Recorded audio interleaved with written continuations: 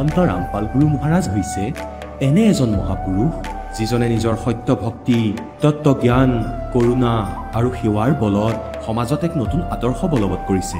সন্ত ৰামপাল গুৰু মহাৰাজৰ নেতৃত্বত তেওঁৰ সকলো সৎলোক আশ্ৰমে কৰা বিস্ময়কৰ সমাজ কল্যাণমূলক কামে সমাজখনক সোণালী ভৱিষ্যতৰ এক নতুন আশা দেখুৱাইছে। সন্ত ৰামপাল গুৰু মহাৰাজৰ পৰা নাম দীক্ষা গ্ৰহণ কৰাৰ পিছত লাখ লাখ লোকৰ কৰ্কট ৰোগ, এইডছ আদি দুৰাৰোগ্য ৰোগ নিৰাময় হ'ল। সন্তজনাৰ জ্ঞানৰ পৰা অনুপ্ৰাণিত হৈ তেওঁৰ অনুগামীসকলে লাখ লাখ ইউনিট ৰক্তদান কৰে। সন্তজনাই লাখ লাখ ভগ্নী কন্যাৰ যৌতুকমুক্ত বিয়াৰ আয়োজন কৰালে। সন্তজনাই লাখ লাখ মানুহক ড্ৰাগছ আসক্তিৰ পৰা মুক্ত কৰিলে। কোটি কোটি ধ্বংসপ্ৰাপ্ত পৰিয়াল শান্তিত লাগিল। সন্তজনাৰ আশ্ৰমত সমাৱেশৰ সময়ত বিনামূলীয়া চকুৰ চিকিৎসা আৰু দন্ত চিকিৎসাৰ ব্যৱস্থা কৰা হয়। সন্ত ৰামপাল গুৰু মহাৰাজৰ দ্বাৰা পৰিৱেশ সুৰক্ষাৰ উদ্দেশ্যে সময়ে সময়ে বৃহৎ পৰিসৰত বৃক্ষৰোপণ কৰা হয়। সন্তজনাই আৰ্তজনক তাৎক্ষণিক সকাহ দিবলৈ এম্বুলেন্স সেৱা আৰম্ভ কৰিছিল। সন্তজনাই তেওঁৰ অনুগামীসকলক তেওঁলোকৰ শৰীৰ দান কৰিবলৈ অনুপ্ৰাণিত কৰে, যাতে মানৱতাৰ সেৱা আৰু চিকিৎসা ক্ষেত্ৰত উন্নতি কৰিব পৰা যায়। সন্ত ৰামপাল গুৰু মহাৰাজৰ সকলো আশ্ৰমত প্ৰতিদিনে বিনামূলীয়া ধৰ্মভোজৰ আয়োজন কৰা হয়, য'ত প্ৰতিবাৰেই প্ৰতিটো জাতি, প্ৰতিটো ধৰ্মৰ মানুহে একেলগে বহি ভোজন কৰে।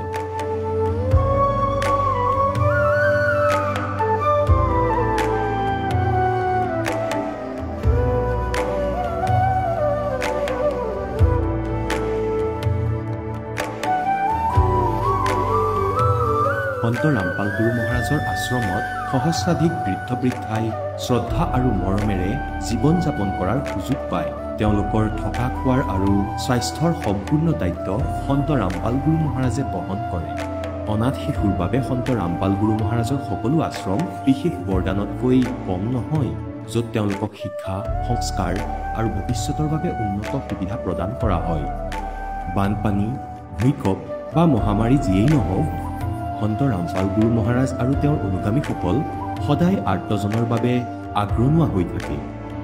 কোভিড মহামাৰীৰ সময়ত সন্ত ৰামপাল গুৰু মহাৰাজৰ আশ্ৰমৰ পৰা কোটি কোটি লোকক খাদ্য, ঔষধ আৰু জীৱন ৰক্ষক সামগ্ৰী যোগান ধৰা হৈছিল। দুখীয়াক সকাহ কৰাই হওক বা যিকোনো শোষিত বা নিপীড়িত শ্ৰেণীৰ অধিকাৰ আৰু মৰ্যাদাৰ বাবে যুঁজ দিয়াই হওক, সন্ত ৰামপাল গুৰু মহাৰাজে সদায় তেওঁলোকৰ সকলো ন্যায্য দাবী চৰকাৰৰ ওচৰলৈ লৈ গৈছে আৰু তেওঁলোকক উপযুক্ত ন্যায় প্ৰদানৰ ক্ষেত্ৰত গুৰুত্বপূৰ্ণ ভূমিকা পালন কৰি আহিছে। সমাজত আধ্যাত্মিক আৰু সামাজিক মূল্যবোধৰ প্ৰতি সজাগতা অনাৰ প্ৰতিটো পদক্ষেপতে সন্ত ৰামপাল গুৰু মহাৰাজ মানৱতাৰ প্ৰকৃত সেৱক হিচাপে প্ৰমাণিত হৈছে। সন্ত ৰামপাল গুৰু মহাৰাজৰ জীৱনে আমাক শিকাইছে যে প্ৰকৃত সেৱা সেইটোহে যিটো নিস্বাৰ্থভাৱে কৰা হয়। আহক আমিও এই মহান সন্তজনৰ এই মহান সেৱাৰ কামত যোগ দিওঁ আৰু সন্ত ৰামপাল গুৰু মহাৰাজৰ পৰা নাম দীক্ষা লৈ আমাৰ জীৱন ধন্য কৰি তোলোঁ।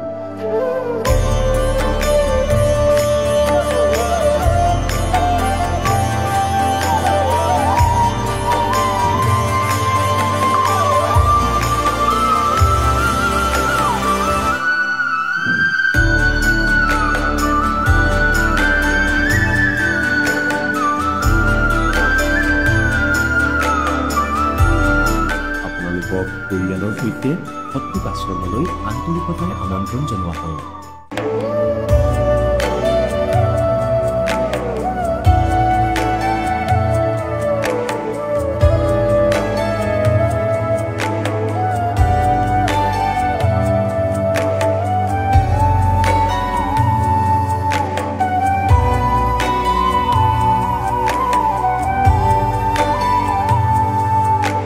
পবিত্ৰ শ্ৰীমদ ভাগৱত গীতা, পবিত্ৰ 4 বেদ, পবিত্ৰ কোৰাণ শ্বৰীফ, পবিত্ৰ বাইবেল, পবিত্ৰ গুৰু গ্ৰন্থ চাহিব আৰু কবীৰ চাহাবৰ পবিত্ৰ বাণীত লুকাই থকা গূঢ় ৰহস্য অৰ্থাৎ তত্ত্বক জানিবলৈ অনুগ্ৰহ কৰি অৱশ্যেই শুনিব জগতগুৰু তত্ত্বদৰ্শী সন্ত ৰামপাল গুৰু মহাৰাজৰ মংগল প্ৰবচন।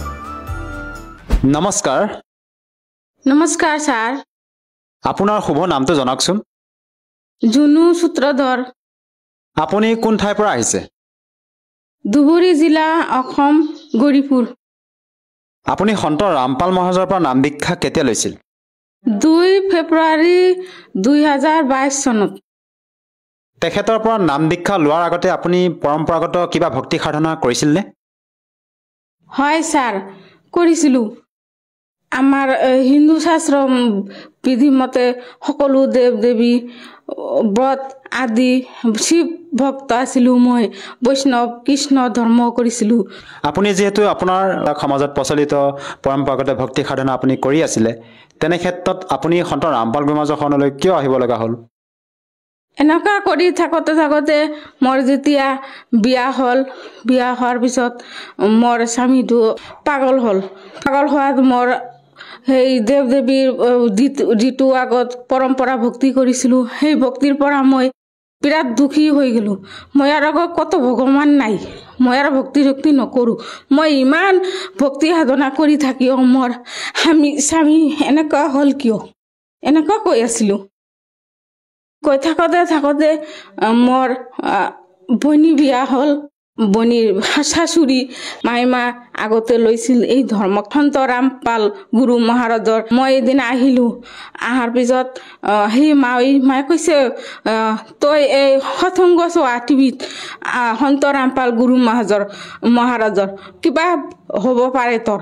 মই কিবা হ'ব নহ'ব মই এইটো বিশ্বাস কৰাকৈ চাওঁ আৰু হ'বও পাৰে।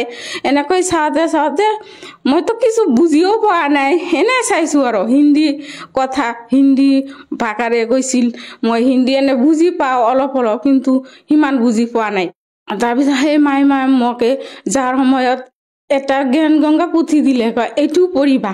মই এইটো লৈ মাত্ৰ 3 পৃষ্ঠা পঢ়িছোঁ। ইমান ভাল লাগিছিল। ভাল লগাত আৰু টিভি চেনেলতো চাইছিলোঁ। চোৱাৰ পিছত আৰু আহিলোঁ। অহাৰ পিছত মাৰ ঘৰত একদিনা ইমান ঝগৰা কেঁচাল হ'ল মোৰ সংসাৰত। একদম আগতেতো এনেকুৱা হৈয়ে আছিল, বিয়া হোৱাৰ পিছত ঝগৰা কেঁচাল অশান্তি ইমান, একদম আত্মহত্যাৰ সময় আহিছিল মোৰ। মই আৰু জীয়াই নাথাকিম এনেকুৱা বুলি কৈছিলোঁ। তাৰ পিছতে সেইদিনাই সন্ত ৰামপাল গুৰু মহাৰাজৰ ইমান দয়া হ'ল।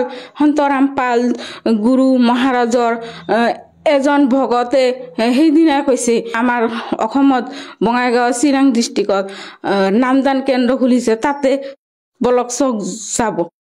আমাৰ নাযাওঁ আৰু। পিছত আৰু কিয় নাযাব, কিবা আৰ্থিক সমস্যা আছে নেকি?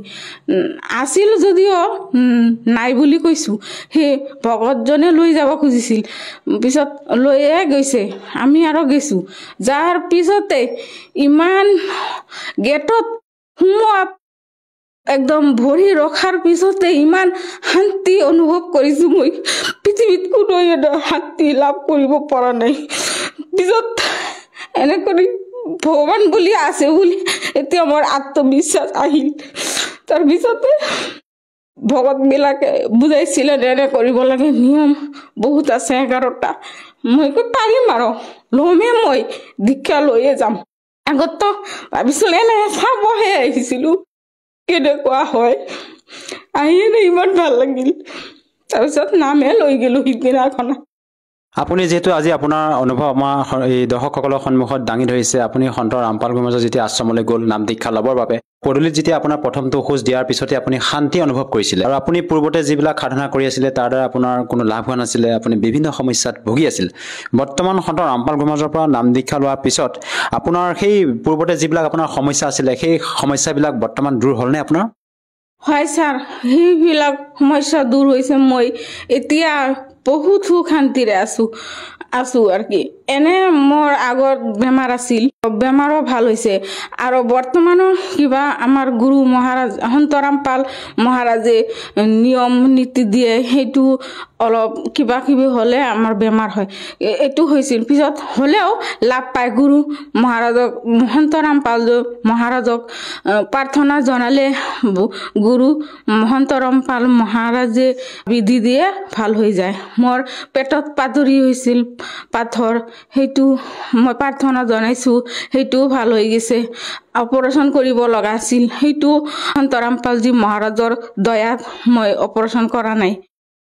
আপোনাৰ যি পেটৰ পাথৰৰ কথা ক'লে, আপুনি কোন ডক্টৰৰ ওচৰত গৈ চিকিৎসা কৰিছিল? ধুবুৰী গ্ৰীণ মেডিকেলত আমি 2বাৰ চেক কৰাইছোঁ, 2বাৰ দেখাইছোঁ। আৰু ধুবুৰী হস্পিটেলত দেখাইছিলোঁ, এতিয়াও কৈছে অপাৰেশ্যন কৰিব লাগিব। 2 জেগাত 2টা ডক্তৰে কৈছে অপাৰেশ্যন কৰিব লাগিব। আৰু এতিয়া আপুনি সন্ত ৰামপাল গুৰুমাজৰ পৰা নাম দীক্ষা লোৱাৰ পিছত সেই সমস্যাটো যিটো পেটৰ যিটো সমস্যা, পেটৰ যিটো পাথৰ হৈছিল আপোনাৰ, সেয়া সমস্যাটো দূৰ হ'লনে সম্পূৰ্ণ? হৈছে। গুৰুজীৰ দয়াত প্ৰাৰ্থনা লগাৰ পিছত গুৰুজী এনেকুৱা দয়া কৰিছে।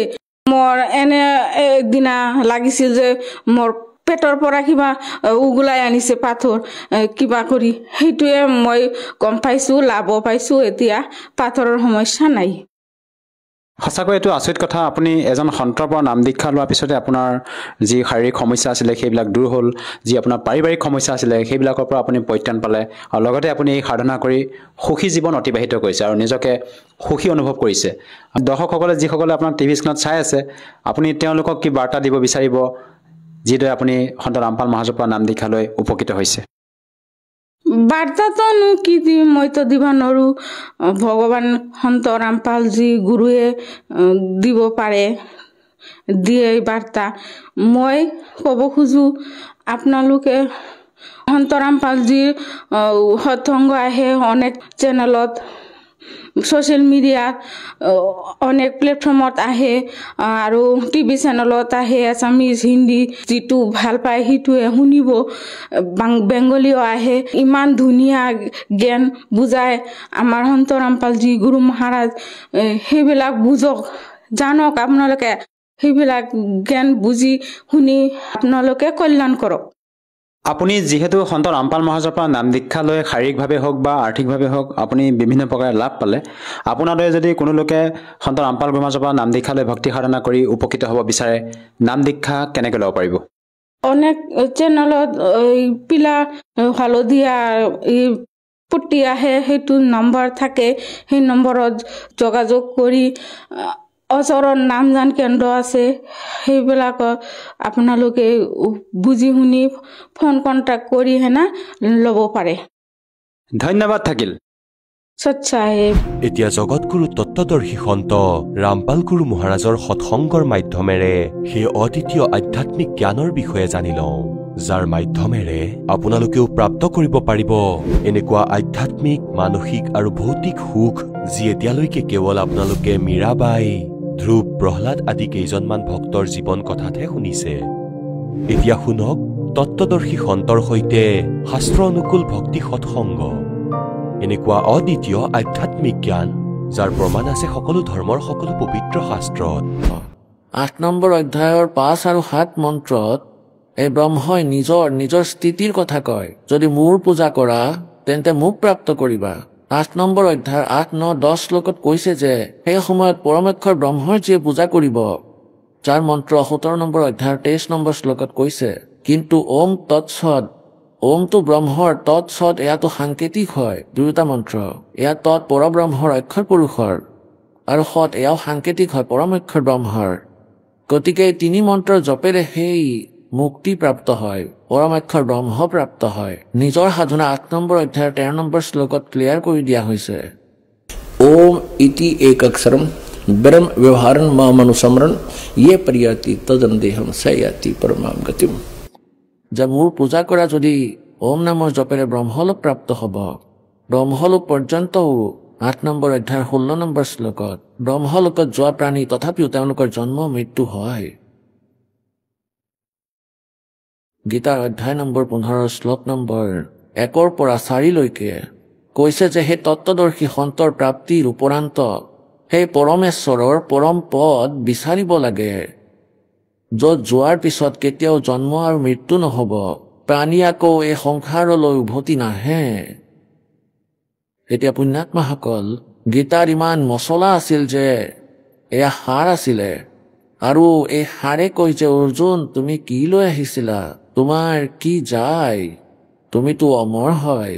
এই 4 কথা লিখি 4 লাইনেৰে আমাক মূৰ্খ বনাই ৰাখিছিলে। এয়া গীতাৰ সাৰ। পবিত্ৰ গীতাত আমাক কি ক'ব বিচাৰিছে? এতিয়া সত্য যুগৰ ব্ৰাহ্মণ অৰ্থাৎ ঋষি মহৰ্ষিসকলৰ কিমান বেদ জ্ঞান আছিলে এয়া শুনি লোৱা। এয়াই পবিত্ৰ দেৱী ভাগৱতৰ 414 পৃষ্ঠাত এয়া চাব। এয়া ষষ্ঠ স্কন্ধ আৰু সংক্ষিপ্ত দেৱী ভাগৱত আৰু 414 পৃষ্ঠাত জন্মে জয়ে সুধিলে, মহাভাগ কোন যুগত কেনেকুৱা ধৰ্মৰ স্বৰূপ হয়, এই সম্পূৰ্ণ বিষয়ক বিশেষ ৰূপত কোৱাৰ কৃপা কৰক। ব্যাসদেৱে ক'লে, ৰাজন, নিশ্চিত যে সত্যযুগত ব্ৰাহ্মণ বেদৰ পূৰ্ণ বিদ্বান আছিলে আৰু তেওঁলোকৰ দ্বাৰা নিৰন্তৰ ভগৱতী জগদম্বাৰ আৰাধনা হৈছিলে। আহি গ'ল কলিযুগৰ ব্ৰাহ্মণৰ বেদ জ্ঞানৰ অন্ত। কয় যে বেদৰ পূৰ্ণ বিদ্বান আছিলে আৰু দুৰ্গাৰ পূজা কৰিছিলে। ভগৱতীৰ দৰ্শন কৰাৰ বাবে তেওঁলোকৰ মন সদায় লালসিত হৈ আছিলে। প্ৰত্যেক গাঁৱতে শক্তি মন্দিৰৰ উদ্ঘাটন হওক, এই বিষয়ত তেওঁলোকৰ মনত বৰ উৎসুকতা আছিলে। এই মন্দিৰৰ স্থাপনা তেওঁলোকে কৰি আহি আছে, সৎযুগৰ পৰা আৰম্ভ কৰিছে। মূৰ্খ বনাই দিলে। কোৱা, বেদত ক'ৰবাত লিখা আছে যে মন্দিৰ বনাই লোৱা কৰবাত? ইয়াতো সহজ মন্ত্ৰ, জপ কৰক সেইবোৰ মন্ত্ৰৰ। এতিয়া ইয়াত ব্যাসদেৱে কৈছে যে ধৰ্মৰ এয়াই স্থিতি ত্ৰেতাতো আছিলে, কিন্তু কিছু হ্ৰাস হৈ গ'ল। সত্যযুগৰ যি স্থিতি আছিলে সেয়া দ্বাপৰ যুগত বিশেষ ৰূপত কম হৈ গ'ল। ৰাজন, সেই প্ৰাচীন যুগত যিসকল প্ৰাণী সৎযুগত দ্বাপৰলৈকে যিসকলক ৰাক্ষস বুলি বুজিছিলো, তেওঁলোকক কলিযুগত ব্ৰাহ্মণ বুলি মনা হয়। কাৰণ এতিয়াৰ ব্ৰাহ্মণে প্ৰায় পাখণ্ড কাম কৰাতেই তৎপৰ হৈ থাকে আৰু আনক ঠগা, মিছা কোৱা আৰু বেদী ধৰ্মকৰ্মেৰে বেলেগ হৈ থকা কলিযুগী ব্ৰাহ্মণৰ স্বাভাৱিক গুণ হৈ গ'ল। এতিয়া পুণ্যাত্মাসকল, এতিয়া কবিৰ পৰমেশ্বৰে 600 বছৰ আগতেই কৈছিলে কে পাণ্ডে নিপুণ কছাই সাধু পাণ্ডে নিপুণ কছাই। এওঁলোক চতুৰ কছাই হয় পাণ্ডে ব্ৰাহ্মণসকল, আৰু আপোনালোকক মূৰ্খ বনাই আছে। কাশীৰ ভিতৰত এটা কৰত লগাই দিছিলে, কৰত, এটা খৰি কটা লোহাৰ দাঁতেৰে ডাঙৰ কৰতৰ দৰে, বহুত ডাঙৰ। আৰু সেই কাশীৰ সেই কছাই ব্ৰাহ্মণসকলে যেনেকৈ এতিয়া দেৱী ভাগৱতত তেওঁলোকক ৰাক্ষস বুলি কৈছে, এটা অজ্ঞানতা বিয়পাই দিছে যে যিয়ে স্বৰ্গলৈ যাব বিচাৰে, কাশীত ভগৱানৰ ফালৰ পৰা গংগাৰ কিনাৰত কৰাত আহে, সেই কৰতেৰে যিয়ে নিজৰ ডিঙি কাটিব তেওঁ একেবাৰে স্বৰ্গ যাব পাৰিব। তেতিয়া বুঢ়াই ভাবিলে ভগৱান প্ৰাপ্ত কৰিব লাগিব আৰু মৰাটো দৰকাৰ, বৃদ্ধ বয়সত এনেও দুখেই হয়। তেন্তে প্ৰথমেতো সেই ব্ৰাহ্মণসকলে এই উৰা বাতৰি বিয়পালে যে কাশীত মৰাসকল একেবাৰে স্বৰ্গলৈ যাব। তেন্তে বৃদ্ধ ভাল টকা থকা লোকসকলে ব্যৱস্থা কৰি দিলে, নিজৰ মাতা পিতা কাশীত সেই গুৰুসকলে ঘৰত থৈ দিলে, আৰু সেই লোভীয়াসকলেও পইচাৰ লোভত সেই বৃদ্ধক ৰাখিবলৈ আৰম্ভ কৰিলে। এটা বৃদ্ধক ঘৰত চম্ভালিব নোৱাৰে আৰু ইয়াত 20-20টা নিজৰ ঘৰত সোমোৱাই ৰাখিছে লোভত। পাছত তেওঁলোকে স্কিম বনালে যে এনেকৈতো কথা বেয়া হৈছে, যে কোনো এতিয়া মৰিব, কোনো 10 বছৰ পিছত মৰিব, কোনো 15 বছৰ পিছত মৰিব।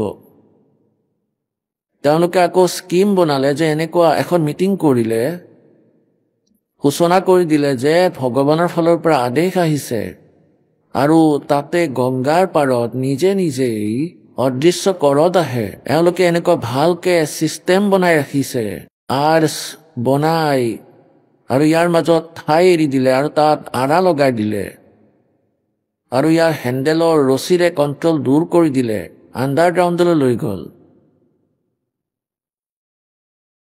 আৰু তাৰ পৰা ক'লে যে যিসকল সোনকালে যাব বিচাৰিছে স্বৰ্গত, আৰা আহে, ইয়াৰ বাবে বেলেগ ফিজ ৰাখিলে। গতিকে সেই সৰল আত্মাবোৰে তেওঁলোকৰ ওপৰত বিশ্বাস কৰি ব্ৰাহ্মণ গুৰুসকলৰ ওপৰত, তেওঁলোকে সঁচা কথা কয়, বিদ্বান হয়, সংস্কৃতো জানে, তেন্তে তেওঁলোকে ডিঙি কটাবলৈও আৰম্ভ কৰিলে। 10-10, 20-20, 50-50 টকা দি কৰতেৰে কটাই ললে। গতিকে পুণ্যাত্মাহক এই আজিৰ পৰা 600 বছৰ আগতেই পৰমাত্মাই কৈছিলে পাণ্ডে নিপুণ কছাই সাধু পাণ্ডে নিপুণ কছাই যি কাৰণত পৰমাত্মাৰ বিৰোধ সেই নকলিসকলে বহু বেছি কৰি পেলাইছিলে জনতাক ফুচুলাই দিছিলে কবিৰ মিছলীয়া হয় কপট হয় এওঁ সব মিছা কথা কয় এওঁ বেদ আৰু গীতাৰ বিৰুদ্ধে জ্ঞান দি আছে এওঁ মিছা হয় এওঁৰ কথা নুশুনিবা গতিকে পুণ্যাত্মাসকল পৰমাত্মাই কৈছিলে যে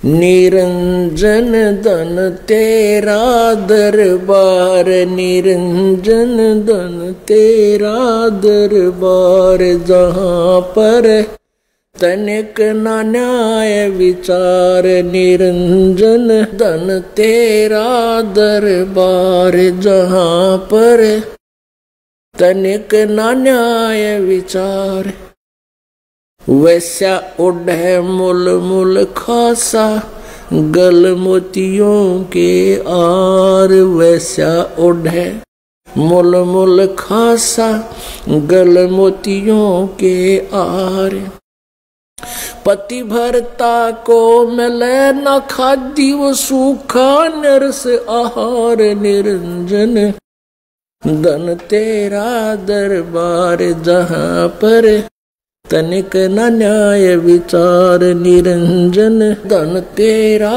दरबार निरंजन धन तेरा दरबार जहाँ पर तनिक न न्याय विचार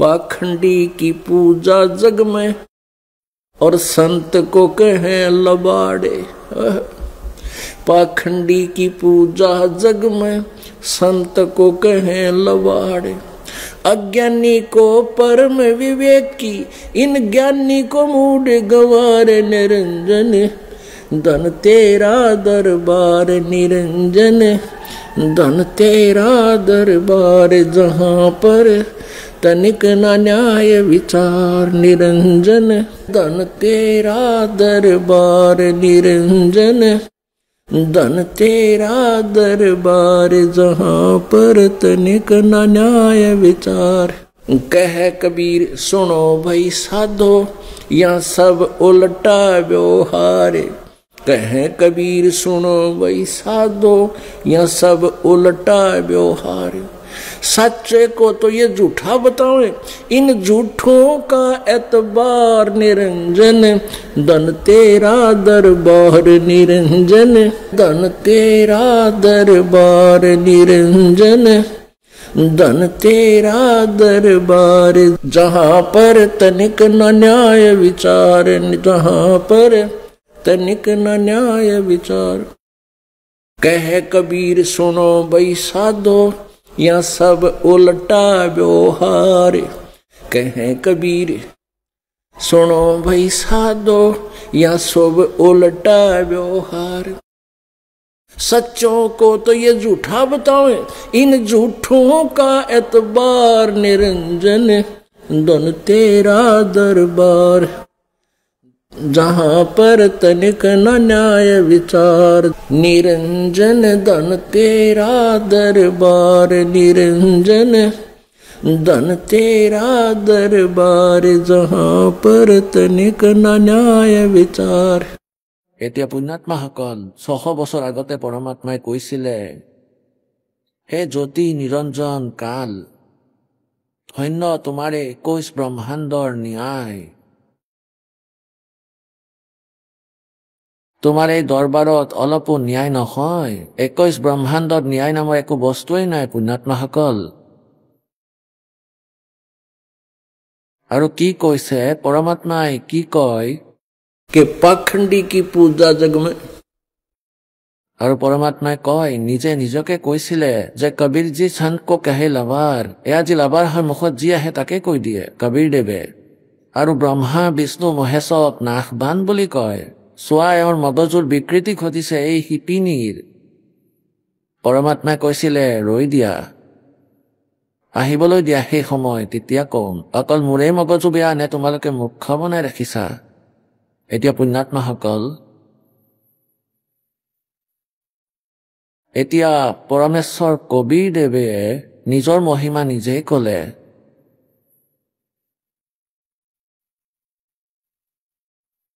কি কৈছিলে যে मोती मुक्ता दर्शत नाही ये जग है सब अंदरे दिखत के तो नैन चश्म इड़क फेरा मोतिया बंदरे। अब परमात्मा की वाणी है, गुरु बिन काहू न पाया ज्ञाना और जो थोथा बुसे छेड़े किसाना। परमेश्वर कबीर देवे कहे चारों युग में संत पुकारे और कूक कहा हम हेल रे हीरे माणक मोती बरसे ये जग चुगता ढेल रे। परमात्माই কৈছিলে চাৰিওটা যুগতে মই আহিছিলো আৰু সেই ভাল আত্মা দৃঢ় ভক্তক শ্ৰেষ্ঠ পুৰুষক মই লগ কৰিছিলো, তেওঁলোকক তত্ত্ব জ্ঞানেৰে তৃপ্ত কৰাইছিলো, সস্খণ্ড দেখুৱাইছিলো, আকৌ উভতাই আনিছিলো আৰু তেওঁলোকেও চিঞৰি চিঞৰি মাত লগাই লগাই মোৰ এই তত্ত্বজ্ঞানক প্ৰচাৰ কৰিলে আৰু ময়ো নিজে নিজেই আহি। এতিয়া পুণ্যাত্মাসকল, বেদে কয় সেই পৰমাত্মা নিজৰ তত্ত্বজ্ঞানক, আধ্যাত্মিক তত্ত্বজ্ঞানক নিজৰ মহিমাত স্বয়ং আহি সঠিককৈ কয় আৰু তেওঁ যিকোনো ঠাইতে থিয় হৈ ডাঙৰ মাতেৰে লোকোক্তিৰ মাধ্যমেৰে, কবিতাৰ মাধ্যমেৰে, দোহা আৰু শ্লোকৰ মাধ্যমেৰে নিজৰ কবিৰ বাণীৰ দ্বাৰা সেই তত্ত্বজ্ঞানক উচ্চাৰিত কৰে, ইয়াৰ উচ্চাৰণ কৰে, প্ৰচাৰ কৰে, উচ্চ স্বৰত চিঞৰি চিঞৰি। ঋগ্বেদ মণ্ডল নম্বৰ 9 সূক্ত নম্বৰ 96 মন্ত্ৰ নম্বৰ 16 পৰা 20লৈকে এই কনচেপ্ট ক্লিয়াৰ আছে যে যিটো কাৰণত তেওঁ কবিতাৰ মাধ্যমেৰে নিজৰ জ্ঞানক প্ৰচাৰ কৰে, সেইকাৰণে তেওঁ প্ৰসিদ্ধ কবিৰ উপাধিও দিয়া হয়।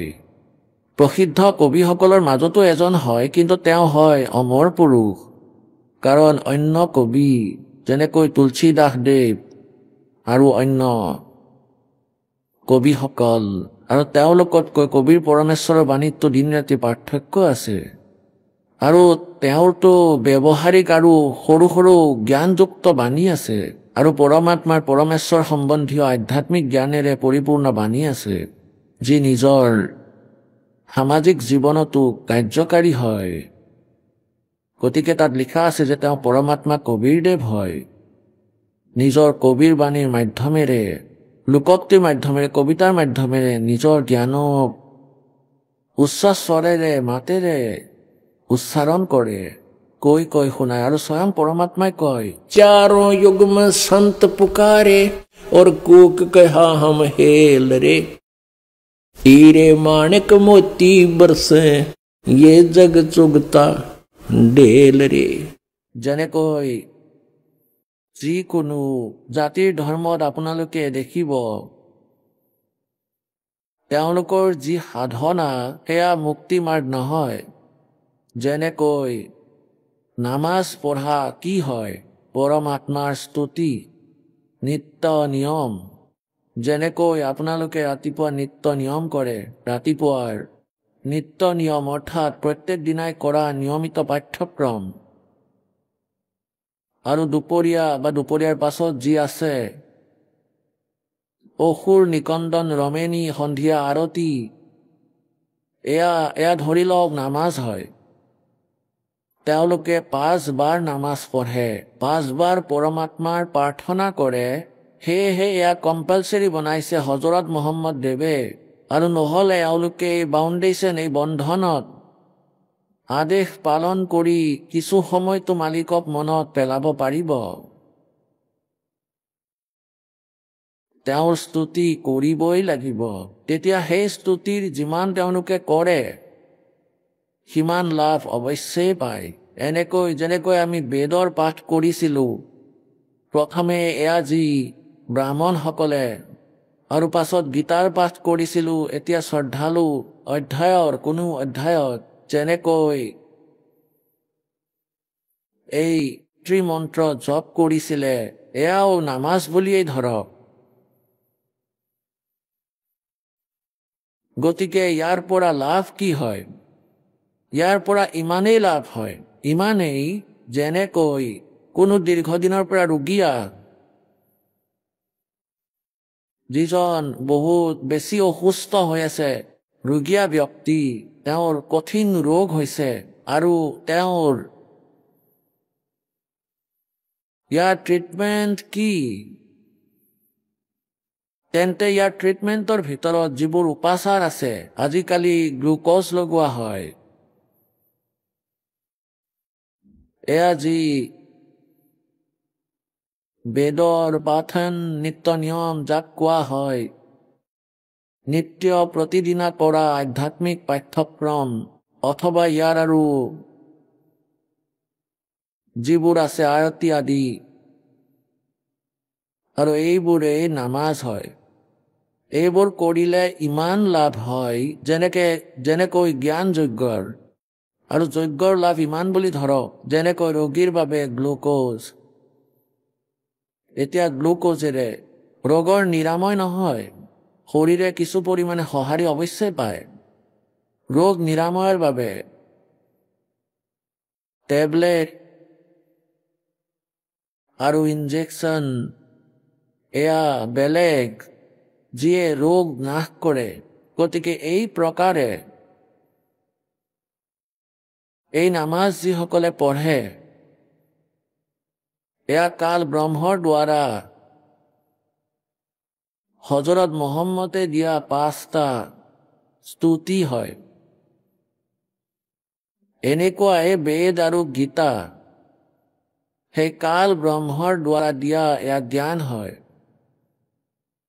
তেন্তে ইয়াৰ পৰা কোনোবাই এটা অংশ উলিয়াই কোনো এটা অধ্যায় চিলেক্ট কৰি লয়, কোনোবাই কোনো এটা অধ্যায় মুখস্থ কৰি লয়, প্ৰতিদিনাই ইয়াৰ আবৃত্তি কৰে, গায়ত্ৰী মন্ত্ৰ পাঠ কৰে, আৰু বেদৰ কিছু শ্লোক মুখস্থ কৰি ইয়াক সদায় অধ্যয়ন কৰে, ইয়াৰ আৰতি টাইপত ডেইলি ইয়াক আবৃত্তি কৰে। গতিকে এইবোৰ ব্ৰহ্মস্তৰৰে বাণী হয়, ব্ৰহ্মস্তৰৰ শক্তিয়ে এইবোৰত আছে, আপোনালোকে লাভ পাব। আৰু এখন সচিদানন্দ ঘন ব্ৰহ্মৰ বাণী, আৰু আমি ইয়াত সেই পৰম অক্ষৰ ব্ৰহ্মৰ দ্বাৰা দিয়া হোৱা সেই বাণীৰ যদি আমি নিত্য নিয়মিত পাঠ কৰোঁ, সেই বাণীৰে আমি নামাজ পঢ়োঁ, ইয়াৰ পৰা আৰু অধিক লাভ পোৱা যাব, ইয়াৰ পৰা বহুগুণে বেছি লাভ পাব। গতিকে এই প্ৰকাৰে আমি এতিয়া নামাজ অৰ্থাৎ নিত্য নিয়ম, নিত্য পাঠ্যক্ৰম, যাক 6 অধ্যায় কোৱা হয়, এয়া গ্লুক'জো এতিয়া ভাল কোৱালিটিৰেই লগাব লাগে। অৰ্থাৎ আমি আমাৰ পৰমাত্মাৰ অমৃত বাণী এজ এ নামাজ, এজ এ নিত্য নিয়ম প্ৰয়োগ কৰিলে অধিক লাভ হ'ব, ইয়াক কৰিব লাগে।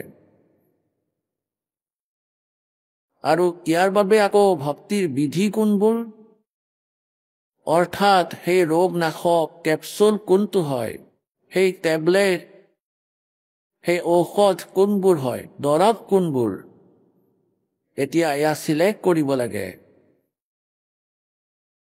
এতিয়া পুণ্যাত্মাসকল, এতিয়া আপোনালোকক কোৱা হৈছে যে যেনেকৈ পুৰাণ আছে, পুৰাণৰ জ্ঞান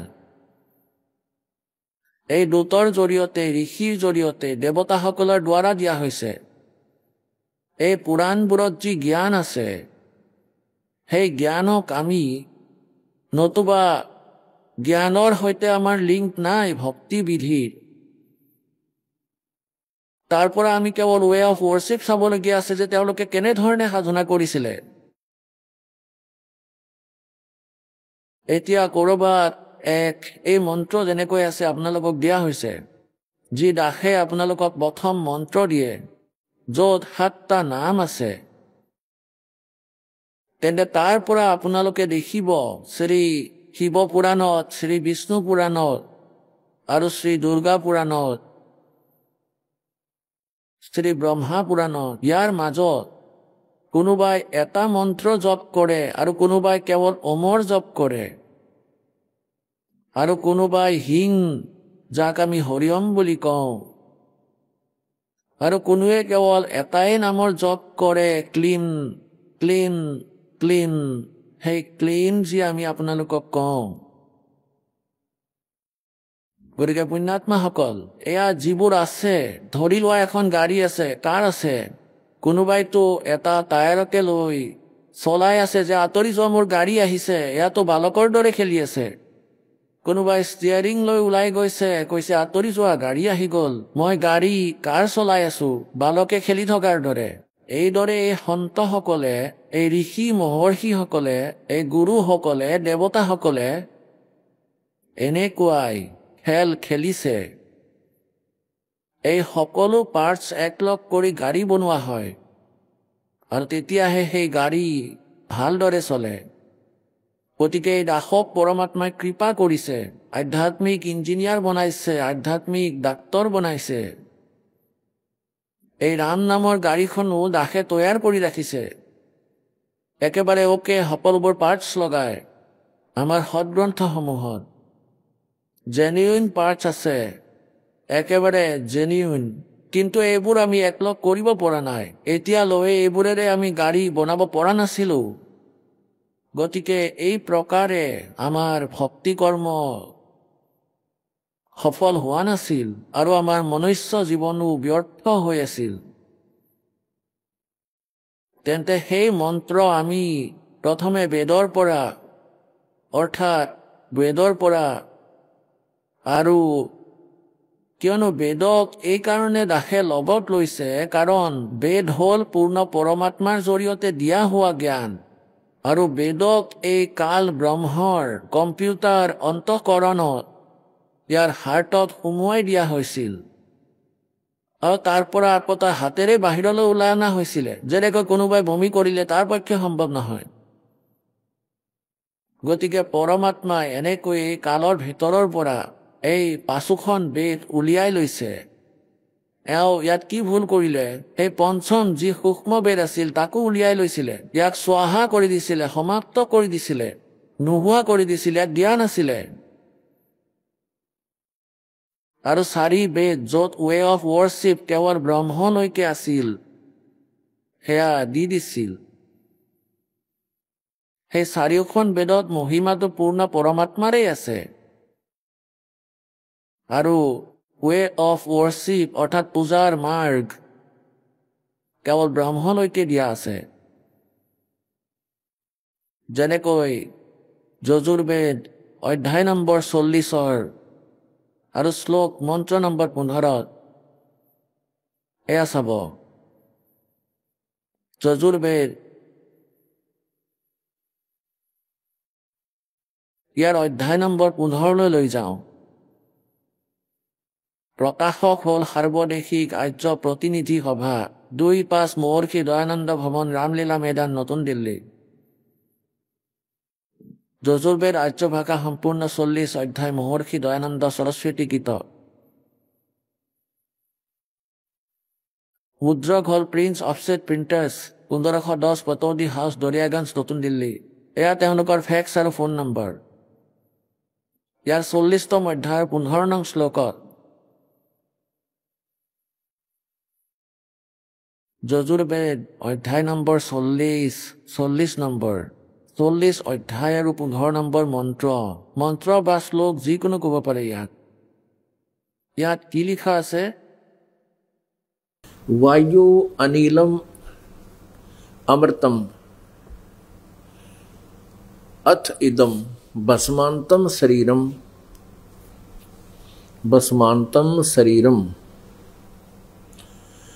ओम करतो समर किलबे समर करतुम समर ओम करतो समर किलबे समर करतुम समर 15 श्लोक 40 अध्याय वायु अनिलम अमृतम अथ इदम भस्मांतम शरीरम यार अर्थ की হয়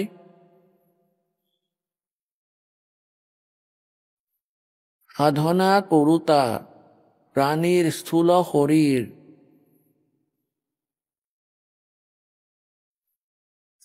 শৰীৰ যেতিয়া তাৰ অন্ত হয়, সেই সময়ত তেওঁৰ যি শৰীৰ, তাৰ ভিতৰত সূক্ষ্ম শৰীৰ থাকে, সেয়া তাত অমৰত্ব হৈ যায়, অৰ্থাৎ তেওঁৰ অমৰত্ব প্ৰাপ্ত হয়। কিমান হয়? কিয়নো যি মন্ত্ৰৰে আমি যিমান উপাৰ্জন কৰিম সিমানেই পাৱাৰ, ইয়াৰ সিমানেই শক্তি আমাৰ মাজত প্ৰৱেশ হ'ব। तो इसमें कहा कि ओम करत्यो समर और किलबे समर करत्योम समर। ओम नाम जप কাম কৰি কৰি, কৃত মানে কাম কৰি কৰি স্মৰণ কৰা, আৰু কিলবে মানে একেবাৰে আহুকাল, যেনেদৰে কোৱা হয় আহুকাল লাগি গ'ল বহুত কষ্টৰ সৈতে, অৰ্থাৎ বিশেষ উদ্দেশ্যৰ সৈতে স্মৰণ কৰা, আৰু মনুষ্য জীৱনৰ প্ৰথম কৰ্তব্য মানি কৰ্তম সবৰ। এতিয়া এওঁ কেনেদৰে অনুবাদ কৰিছে মহৰ্ষি দয়ানন্দ দেৱে, হে কৰ্ম কৰোতা জীৱসকল, কৰ্তু মানে কৰ্ম কৰাসকল, ইয়াৰ অৰ্থ হ'ল তুমি শৰীৰ ত্যাগ কৰাৰ সময়ত, শৰীৰ এৰি যোৱাৰ সময়ত ওম এই নাম বাস্য স্বৰূপ স্মৰণ কৰা। চোৱা, এওঁলোকে কোনো বস্তুৰ অৰ্থ জনাই নাছিলে, এতিয়া ইয়াত পোনপটীয়াকৈ লিখা আছে যে ওমৰ স্মৰণ কৰা, আৰু ইয়াত স্বামীজীয়ে কৈ আছে যে শৰীৰ ত্যাগ কৰাৰ সময়ত ওম, যিজনৰ ওম নাম আছে সেই ভগৱানক স্মৰণ কৰা, ওমৰ নহয়। ওম জপ নকৰিবা, তেওঁ কেৱল যাৰ ওম নাম আছে, এই নাম বাস্য, এয়া ওম লিখা আছে, ওম, এই ওম নাম বাস্য, যাৰ এই ওম নাম আছে সেই ঈশ্বৰক স্মৰণ কৰা। এই নাম বাস্য ঈশ্বৰক স্মৰণ কৰা, নাম বাস্য, অৰ্থাৎ ইয়াত লিখিব লাগিছিল এই ওমক স্মৰণ কৰা। ওম কৰ্তু সমৰ, চিধা অৰ্থ ইয়াত কোৱা হৈছে ওম নামৰ জপ কাম কৰি কৰি, কাম কৰা জীৱসকল, এওঁ লিখিছে কাম কৰি কৰি, হে কৰ্মযোগী, ইয়াক বুজা, হে কৰ্মযোগী, কাম কৰি কৰি ওম নামৰ স্মৰণ কৰা, আৰু এই ওম নামৰ স্মৰণ বিশেষ উদ্দেশ্যৰ সৈতে কৰা, আৰু নিজৰ বিশেষ কৰ্তব্য মানি কাম কৰা। এওঁ কেনেদৰে অনুবাদ কৰিছে ইয়াকতো এনেকৈও, হে কাম কৰোতা জীৱ, তুমি শৰীৰ ত্যাগৰ সময়ত ওম এই নাম বাস্য ঈশ্বৰক স্মৰণ কৰা। ওমৰ নহয়, এই নাম বাস্য যাৰ ওম নাম হয় তেওঁক স্মৰণ কৰা। আহক আমি এতিয়া সেই শ্ৰদ্ধালুসকলৰ অনুভৱবোৰ জানো, যিসকলে জগতগুৰু তত্ত্বদৰ্শী সন্ত ৰামপাল গুৰু মহাৰাজৰ পৰা দীক্ষা প্ৰাপ্ত কৰিছে তথা তেওঁ কোৱা ভক্তি মাৰ্গ এওঁলোকে অৱলম্বন কৰি আছে। নমস্কাৰ ছাৰ। নমস্কাৰ ছাৰ, কি নাম আপোনাৰ? মোৰ নাম কমলদেৱ ঋষিদেৱ হয় ছাৰ। কমলদেৱ, আপুনি ক'ৰ পৰা আহিছে? ছাৰ, মই ৰিয়া বিহাৰৰ বাসিন্দা হয়। কমলদেৱ, আপুনি সন্ত ৰামপালদেৱ মহাৰাজৰ পৰা নাম দীক্ষা কেতিয়া ল'লে? 6 জুন 2017। সন্ত ৰামপালদেৱ মহাৰাজৰ পৰা নাম দীক্ষা লোৱাৰ আগতে আপুনি কি ভক্তি সাধনা কৰিছিল? ছাৰ, আগতে মই কবিৰ মঠত আছিলোঁ। যেতিয়া 4ৰ্থ শ্ৰেণীত পঢ়ি আছিলোঁ সেই সময়ত কবিৰ মঠত লৈছিলোঁ নাম দীক্ষা। তাৰপিছত ছাৰ কিছুদিনৰ পিছত দেৱীৰ পূজা কৰিবলৈ ধৰিলোঁ, দুৰ্গাৰ। তাৰপিছত গুচি গ'লোঁ আনন্দ মাৰ্গী পন্থীলৈ, তাতেও একো লাভ নহ'ল। তাৰপিছত গুচি গ'লোঁ শিৱগুৰুত। শিৱ চৰ্চাৰ বাবে বহু ঠাইলৈ গ'লোঁ, তাতেও না কোনো পৰমাত্মাৰ দৰ্শন হ'ল। যি কামৰ বাবে মই গৈছিলোঁ, যে মালিকক লগ পাওঁ, পৰমাত্মাক লগ পাওঁ, যিয়ে সকলোকে বনাইছে, সেই পৰমাত্মাক বিচাৰি মই ঘূৰি ফুৰিব ধৰিলোঁ।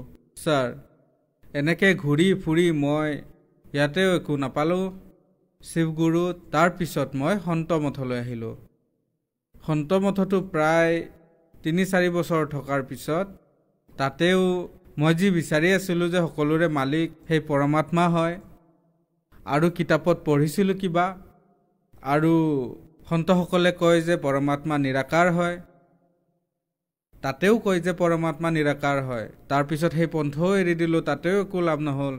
তাৰপিছত মই সন্ত মঠৰ পৰা গুচি গ'লোঁ মই মুছলমান ধৰ্মলৈ। মুছলমান ধৰ্মত ডাঙৰ ডাঙৰ মৌলানাক লগ কৰিলোঁ আৰু পৰমাত্মাৰ বিষয়ে সুধিলোঁ। তেতিয়া তেওঁলোকে ক'লে যে পৰমাত্মা নিৰাকাৰ হয়, কিন্তু তেওঁ দৰ্শন দিয়ে। তেতিয়া ক'লোঁ ঠিক আছে, মই দৰ্শন কৰিব বিচাৰোঁ সেই মালিকৰ, আৰু তাৰ বাবে মই আপোনাৰ ওচৰলৈ আহিছোঁ। তেতিয়া ক'লে দীক্ষা ল'ব লাগিব, বৈধ হ'ব লাগিব। তেতিয়া মই মুছলমান ধৰ্মত দীক্ষিত হ'লোঁ। তালৈ যোৱাৰ পিছত বহু ঠাইত জলচা ইত্যাদিৰ বাবে গ'লোঁ, কিন্তু তেওঁলোকে ক'লে যে যেতিয়ালৈকে গৰু মাংস নোখোৱা পৰমাত্মাক দৰ্শন কৰিব নোৱাৰা। তেতিয়া ক'লোঁ যে পৰমাত্মাৰ দৰ্শন যেতিয়া হৈ যাব ছাৰ, তেতিয়া মাংস কি? যিয়ে কয় মই খোৱা আৰম্ভ কৰিম। কিন্তু তাতেও দৰ্শন নাপালোঁ। ক'লে যে আপুনি জামা মছজিদত শুব লাগিব অকলে। সেয়াও কৰিলোঁ মই, কিন্তু আল্লাহক মই তাতেও লগ নাপালোঁ। 2-3 বছৰ তাত থাকিলোঁ, নামাজো পঢ়িছিলোঁ সকলো বিধি বিধানেৰে, কেৱল মাংস নাখাইছিলোঁ। মই কৈ দিছিলোঁ যিদিনা মই আল্লাহৰ দৰ্শন কৰিব পাৰিম, আল্লাহে মোৰ লগত কথা পাতিব আৰু লগ পাই যাম তেওঁক, সেইদিনাহে মই মাংস খাম। তাৰপিছত ছাৰ মই বহুত কষ্ট কৰিলোঁ, নামাজ পঢ়িলোঁ, বহুত মৌলবীৰ লগত ঘূৰিলোঁ, কিন্তু আল্লাহক ক'তোৱে লগ নাপালোঁ। তাৰপিছত তাৰ পৰা লাহে লাহে মন আঁতৰিব ধৰিলে, যাৰ বাবে গৈছিলোঁ যে মই পৰমাত্মাক লগ পাম, আল্লাহক লগ পাম, তাতেও সফলতা নাপালোঁ। তাৰপিছত ছাৰ মই গুচি গ'লোঁ দীপজ্যোতি জাগতিক সংস্থানলৈ, আশুতোষ মহাৰাজৰ তাত দীক্ষা ল'লোঁ। আশুতোষ মহাৰাজৰ ওচৰত প্ৰায় 3 বছৰ থাকিলোঁ। তাত যি দীক্ষা ল'লোঁ, তাত ক'লে যে ইয়াত আপুনি পৰমাত্মাক দৰ্শন কৰিব পাৰিব, ঈশ্বৰক আপুনি চাব পাৰিব। গতিকে ছাৰ তাতেও মই বহুত আস্থাৰে গ'লোঁ, যি পন্থতেই গ'লোঁ বহুত আস্থাৰে সেই পৰমাত্মাৰ দৰ্শন কৰিবৰ বাবে, যে পৰমাত্মা কোন হয়, সকলোৰে মালিক এজন, তেওঁৰ সন্ধানত গ'লোঁ, কিন্তু ক'তোৱে মই পৰমাত্মাৰ দৰ্শন নাপালোঁ। তাৰপিছত ছাৰ মই সন্ত কুমাৰ স্বামীৰ পিছত তাৰপিছত মই গ'লোঁ ইছাই ধৰ্মলৈ। ঈছা মছিৰ ওচৰত দীক্ষা ল'লোঁ। তাতে পানীত ডুবাই দিয়া হয়, তেওঁলোকক বাপ্তিস্ম বুলি কোৱা হয়। ছাৰ তেওঁলোকে ক'লে যে এই পানীৰ ভিতৰতে আপোনাৰ সাক্ষাৎ হৈ যাব পৰমেশ্বৰৰ। যেতিয়া তাত দীক্ষা ল'লোঁ, তেতিয়া তাতো ওপৰলৈ অহাৰ পিছত সুধিলে পাষ্টৰসকলে যে কিবা দেখা পালানে? মই ক'লোঁ একো দেখা নাপালোঁ। ক'লে কিছুদিন ইয়াত থাকা, আপুনি দেখিব পৰমেশ্বৰে দৰ্শন দিব। তাতেও প্ৰায় 3 বছৰ থাকিলোঁ। 3 বছৰ থকাৰ পিছত ছাৰ মোৰ মন আৰু না মোৰ আৰ্থিক স্থিতি ভাল হ'ল, না শাৰীৰিক লাভ হ'ল কিবা, না ঈশ্বৰৰ দৰ্শন হ'ল মোৰ। গতিকে ছাৰ তাৰ পিছত মোৰ মনলৈ আহিল যে এতিয়া ভক্তি নকৰোঁৱে আৰু লাহে লাহে মই নাস্তিকতাৰ ফালে আগবাঢ়িব ধৰিলোঁ। ছাৰ কি কাৰণত আপুনি সন্ত ৰামপালদেৱ মহাৰাজৰ শৰণলৈ আহিলে? এনেকুৱা হ'ল, মোৰ ল'ৰাটোৱে ক'লে যে এজন সন্ত আছে, তেওঁৰ প্ৰবচন সৎসংগৰ কিবা কৈ আছে, সৎসংগ টিভিত সন্ত ৰামপালদেৱ মহাৰাজে, গতিকে আপুনি সেয়া চাওক দেউতা। তেতিয়া ক'লোঁ মই আৰু কাকোৱে নাচাওঁ, মই এতিয়া আৰু কোনো সন্তৰ ওচৰলৈ নাযাওঁ, মই ভাগৰিছোঁ, কাৰোৱে সৎসংগ নাচাওঁ। কিন্তু সি বহুত জোৰ কৰিলে মোৰ ল'ৰাটোৱে। তেতিয়াহে মই সেই সৎসংগ চালোঁ আৰু ক'লোঁ যিহেতু ইমান জোৰ কৰি আছা এবাৰ চাওঁ। চোৱাৰ পিছত তাত দেখুৱাই আছিলে সন্ত ৰামপালদেৱ মহাৰাজে দেৱী পুৰাণৰ পৰা যে ব্ৰহ্মা বিষ্ণু মহেশ্বৰ ঈশ্বৰ নহয়, তেওঁলোকৰো জন্ম মৃত্যু হয়। তেতিয়া আগ্ৰহ বাঢ়িলে, আগ্ৰহ বঢ়াত সেইদিনাৰ পৰা মই 2 মাহলৈকে ছাৰ মই সৎসংগ শুনি থাকিলোঁ। সকলো গ্ৰন্থ শিৱ পুৰাণৰ পৰা, কোৰাণৰ পৰা, বাইবেলৰ পৰা 2 মাহলৈকে সৎসংগ শুনাৰ পিছত মোৰ এনেকুৱা লাগিল যে আজিহে মই কোনো সঁচা সন্ত পালোঁ, এতিয়া মই ভগৱানক বিচাৰি পাম। তাৰপিছত তাতে যে হালধীয়া শাৰী আহে সাধনা চেনেলত, তাৰ পৰা মই নম্বৰটো ল'লোঁ। তাৰপিছত মই হাৰিয়ানালৈ ফোন লগালোঁ। লগোৱাৰ পিছত ছাৰ ইয়াৰ পৰা গ'লোঁ, যেনেকৈ আন পন্থত সকলো বস্তু লৈ খোৱা বস্তু লৈ টকা পইচা লৈ গৈছিলোঁ সেই ধৰণে তালৈও লগত মই পইচা ল'লোঁ কাৰণ মোৰ এনেকুৱা লাগিল যে পৰমাত্মাক ইয়াত মই পাই যাম। যেতিয়া মই চেণ্টাৰলৈ গ'লোঁ তেওঁলোকক ক'লোঁ যে ভগতদেৱ মই এতিয়া দীক্ষা ল'ব বিচাৰোঁ, দীক্ষা লোৱাৰ বাবে কি কি কৰিব লাগিব আপুনি কৈ দিয়ক। ক'লে যে একো কৰিব নালাগে, আপুনি এনেই দীক্ষা পাই যাব। মোৰ এনেকুৱা লাগিল যে মই যেতিয়া আন গুৰুৰ ওচৰলৈ গৈছিলোঁ কিবা নহয় কিবা তাত দেখিছিলোঁ যে টকা পইচা নতুন কাপোৰ সকলো লৈ যাব লাগিছিল, কিন্তু ইয়াত কৈছে যে এনেই হৈ যাব। তাৰপিছত ক'লোঁ যে ঠিক আছে হ'ব, মোক কিন্তু নাম লাগিব। ক'লে ঠিক আছে। তাৰ পিছদিনা ৰবিবাৰ আছিলে 4 জুন 2017। ছাৰ আমি সন্ত ৰামপালদেৱ মহাৰাজৰ পৰা নাম দীক্ষা আমি পতি পত্নী দুয়োজনেই ল'লোঁ। ছাৰ সন্ত ৰামপালদেৱ মহাৰাজৰ পৰা নাম দীক্ষা লোৱাৰ পিছত আপোনাৰ কি লাভ হ'ল? ছাৰ আটাইতকৈ ডাঙৰ কথাটো হ'ল যে মই পৰমাত্মাক বিচাৰি মালিকক বিচাৰি যে ওলাইছিলোঁ, পৰমাত্মা কোন হয় সকলোৰে মালিকজন কোন হয় সেয়া সন্ত ৰামপালদেৱ মহাৰাজৰ সৎসংগ শুনি আৰু তেওঁৰ জ্ঞান লোৱাৰ বাবে সম্পূৰ্ণৰূপে সন্তুষ্ট হ'লোঁ। সকলোতকৈ ডাঙৰ লাভটো এইটো হ'ল মই যে ঘূৰি ফুৰিছিলোঁ সেয়া মই সন্ত ৰামপালদেৱ মহাৰাজৰ শৰণত মই সেই স্থান পাই গ'লোঁ, মই সেই পৰমাত্মাক পাই গ'লোঁ যে সেই পৰমাত্মা কোন হয়। ছাৰ এই লাভ হ'ল মোৰ। আৰু তাৰপিছত ছাৰ আৰ্থিক লাভ মানে ছাৰ আগতে মইতো এনে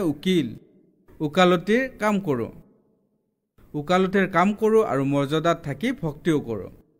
তাৰপিছত ছাৰ ইমান পইচা মোৰ হ'বলৈ ধৰিলে পৰমাত্মা সন্ত ৰামপালদেৱৰ দয়াত, যিটো মই ভাবিবই নোৱাৰোঁ। আচলতে মই পইচাৰ বাবে যোৱা নাছিলোঁ, মইতো পৰমাত্মা ঈশ্বৰ বিচাৰিহে গৈছিলোঁ যে ঈশ্বৰ কোন হয় তেওঁক বিচাৰি। কিন্তু সন্ত ৰামপালদেৱ মহাৰাজে ছাৰ মোক আৰ্থিক লাভ ইমান দিলে যে মই ক'ব নোৱাৰোঁ। আৰু ছাৰ মোৰ ল'ৰাৰ যি ষ্টোন 6 mm কিডনীত পাথৰ হৈ গৈছিলে, ছাৰ এয়া ৰিপৰ্ট হয়, এবাৰ চাওক। ডক্টৰে কৈছিল যে বিনা অপাৰেশ্যনৰে ঠিক নহ'ব এয়া। আৰু আমি যেতিয়া নাম দীক্ষা ল'লোঁ তেতিয়া পাহৰিয়ে গ'লোঁ, ভাবিছিলোঁ যে যেতিয়া পইচাৰ ব্যৱস্থা হ'ব অপাৰেশ্যন কৰাই ল'ম, না তাৰ কিবা বিষ হ'ল না আন কিবা হ'ল। আজিলৈকে আমি ডক্টৰৰ ওচৰলৈকে যোৱা নাই, 2017ৰ পৰা আজিলৈকে ডক্টৰৰ তাত যোৱা নাই ছাৰ। আৰু তেনেকৈয়ে সেই ষ্টোন ঠিক হৈ গ'ল। এয়া লাভ হ'ল ছাৰ আমাৰ। তাৰপিছত মই ডায়েবেটিছ ৰোগত গ্ৰস্ত আছিলোঁ। যেতিয়া আন মঠ আৰু পন্থত আছিলোঁ, ডায়েবেটিছ ৰোগ আৰু বহুত ৰোগৰ বাবে মই চিন্তাত পৰিছিলোঁ। ডক্টৰে কৈছিলে আপোনাৰ যি এই ভৰিৰ যি হীৰা আছে সেয়া লাহে লাহে শুকাই গৈ আছে, হীৰা শুকাই আছে। ডায়েবেটিছত মানুহে প্ৰায় ভৰি কাটিবলগীয়া হয়। মই ভাবিলোঁ যে মই মুক্তিদাতা সন্ত ৰামপালদেৱ মহাৰাজৰ শৰণত আছোঁ, তেওঁ যি কৰিব, যদি মৰিবলগীয়াও হয় মই এওঁৰ শৰণতেই মৰিম। কিন্তু আজিলৈকে ছাৰ ডায়েবেটিছৰ কাৰণে যে মোৰ ভৰি শুকাই গৈ আছিলে, জিনজিনাই আছিলে, সকলোবোৰ তেনেকৈয়ে ঠিক হৈ গ'ল ছাৰ। এয়া লাভ পালোঁ মই ছাৰ। আৰু লাভ হৈছে ছাৰ, মোৰ ছোৱালীৰ চিলেকশ্যন হোৱা নাছিলে, মোৰ ছোৱালীৰ মেডিকেলত চিলেকশ্যনো হোৱা 2 বছৰ হ'ল। এতিয়া মোৰ ছোৱালী মেডিকেল পঢ়ি আছে ছাৰ। আৰু কি লাভৰ কথা ক'ম, বহুত লাভ হৈছে ছাৰ। কিন্তু মই থুলমূলকৈ ছাৰ আপোনাক কৈছোঁ, মালিকে দিনে দিনে সদায় নতুন নতুন কিবা নহয় কিবা এনেকুৱা লাভ দি থাকে যে আমি ভাবিবও নোৱাৰোঁ। আমি ভবাতকৈ বহুত বেছি দি আছে মালিকে আৰু দি থাকিব। ছাৰ আপুনি আনন্দ মাৰ্গৰ গুৰু বনালে, তাৰপিছত শিৱগুৰু পন্থলৈ গ'ল, তাৰপিছত আপুনি সন্ত মঠ পন্থলৈ গ'ল, তাৰপিছত আপুনি কুমাৰ স্বামীক নিজৰ গুৰু বনালে, তাৰপিছত আপুনি আশুতোষ মহাৰাজক গুৰু বনালে। কিন্তু আপুনি যে বিচাৰি আছিলে সকলোৰে ভগৱান এজন, সেই প্ৰশ্নৰ উত্তৰ আপুনি পোৱা নাছিলে। তাৰপিছত আপুনি ইছাই ধৰ্মত কনভাৰ্ট হ'ল, তাৰপিছত আপুনি মুছলমান ধৰ্মতো কনভাৰ্ট হ'ল। ছাৰ কোৱা হয় যে গুৰু সলাব নালাগে, গুৰু সলোৱাটো পাপ। আপুনি গুৰুও সলালে আৰু ধৰ্মও সলালে, আপুনি ভাল কৰিলেনে? চাওক ছাৰ, মইতো ঈশ্বৰকহে বিচাৰিছিলোঁ, ভগৱানক বিচাৰিছিলোঁ। মই সকলো ধৰ্মলৈ গ'লোঁ কিন্তু ক'তোৱে সন্তুষ্টি নাপালোঁ। ভগৱানৰ নিৰ্দিষ্ট নাম নাই, কোনোবাই ৰাম বুলি কৈছে, কোনোবাই কৃষ্ণ বুলি কৈছে, কোনোবাই কিবা কৈছে, কোনোবাই অদৃশ্য, কোনোবাই নিৰাকাৰ। মোক এনেদৰেই কৈ বুজাই ৰাখিছিলে যে পৰমাত্মা এনেকুৱা হয়, এনেকৈ ভক্তি কৰা, সকলোৱে এনেকৈ কৰে, আপুনিও কৰি থাকক, বাছ হৈ যাব, এনেকৈ কৈছিলে। কিন্তু পৰমাত্মা কোন হয় সেয়া সন্ত ৰামপালদেৱ মহাৰাজৰ শৰণলৈ অহাৰ পিছতহে বেদ, পুৰাণ, গীতা, বাইবেল সকলোতেই প্ৰমাণ পালো যে পৰমাত্মাৰ নাম কবিৰ হয়, কবিৰ দেৱ হয়। ছাৰ, আপুনি বহুত গুৰু বনালে, বহুত পন্থও সলনি কৰিলে, ধৰ্মও সলালে, যাতে আপুনি গম পায় যে সকলোৰে মালিক এজন বুলি কোৱাজন কোন হয়। তাৰ পিছত আপুনি সন্ত ৰামপালদেৱ মহাৰাজৰ শৰণলৈ আহিলে। সন্ত ৰামপালদেৱ মহাৰাজে আপোনাক ক'লে যে সকলোৰে মালিক এজন বোলাজন কবিৰ চাহেব হয়। তেন্তে ছাৰ, সন্ত ৰামপালদেৱ মহাৰাজে ক'ৰ পৰা প্ৰমাণ কৰিলে যে কবিৰ চাহেবে সকলোৰে মালিক? হয়, সন্ত ৰামপালদেৱ মহাৰাজে বেদৰ দ্বাৰা প্ৰমাণ কৰালে, তাৰপিছত গীতাৰ পৰা, কোৰাণৰ পৰা। কোৰাণৰ যি চূৰা আছে 25 চূৰত ফুৰকানী আয়ত নম্বৰ 52 লিখা আছে, ফালা তুতিয়াল কাফিৰিন জিহাদম বিহীন জিহাদন কবিৰা।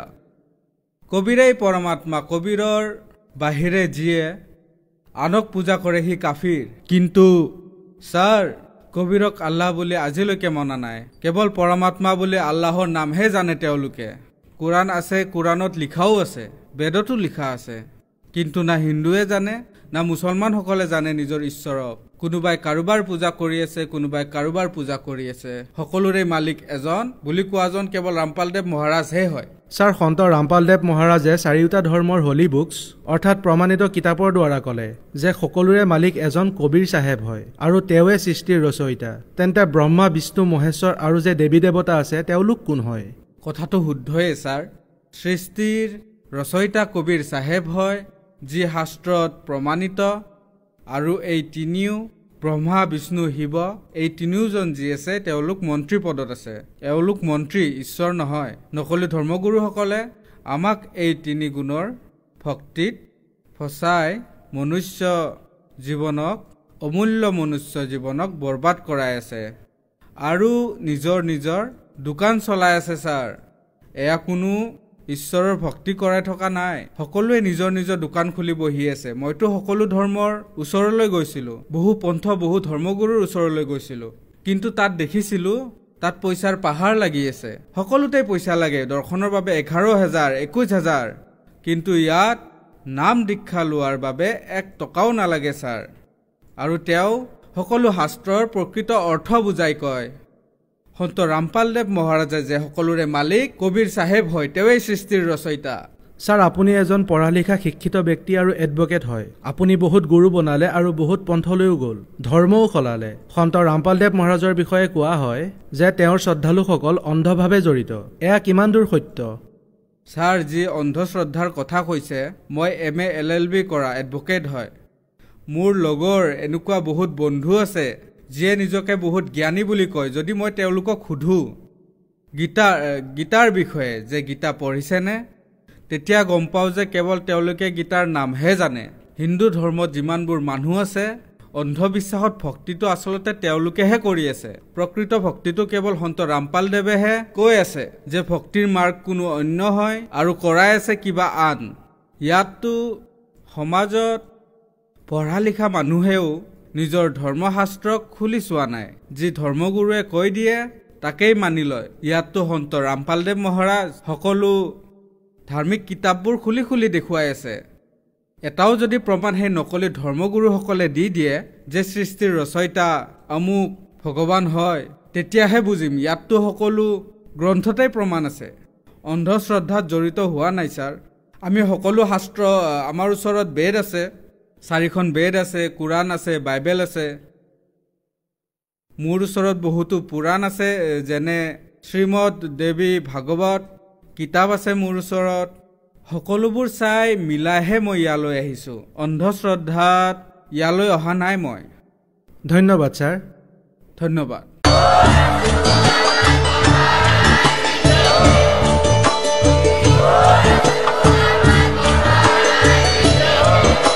আপুনি শুনি আছিলে জগতগুৰু তত্ত্বদৰ্শী সন্ত ৰামপাল গুৰু মহাৰাজৰ মংগল প্ৰবচন।